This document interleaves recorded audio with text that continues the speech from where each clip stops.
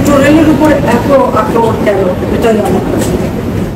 যেদিকেই চোখ যাবে সেদিকেই শুধু নির্মমতা আর এমন ধ্বংসের চিহ্ন। মাত্র কয়েকদিন আগেও ছবির মতো সাজানো গোছানো মিরপুর 10 নম্বর মেট্রো রেল এখন ধ্বংসযজ্ঞের স্তূপ।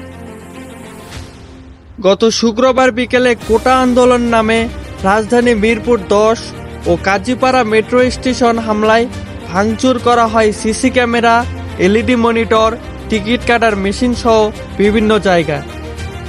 লুট করা হয় মূল্যবান অনেক জিনিস। বৃহস্পতিবার সকালে দুর্বৃত্তদের হামলায় ক্ষতিগ্রস্ত মিরপুর 10 নম্বর মেট্রো স্টেশন পরিদর্শন করতে যান প্রধানমন্ত্রী শেখ হাসিনা।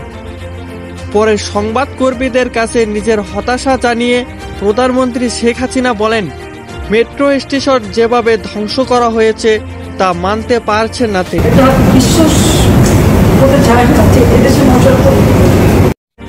প্রধানমন্ত্রী বলেন, কোটা আন্দোলনের সব দাবি তো পূরণ করা হয়েছে, তাহলে এখনো কিসের আন্দোলন? তিনি বলেন, গত 15 বছরে মানুষের জীবনযাত্রা সহজ ও উন্নত করতে যেসব স্থাপন তৈরি করা হয়েছে, বেছে বেছে সেসব স্থাপন এখন যারা ধ্বংস করছে, জনগণকেই তাদের প্রতিরোধ করতে হবে। দেশবাসীকেই হতে হবে, বিচার তাদের করতে হবে। আমি তাদের কাছেই বিচার চাই।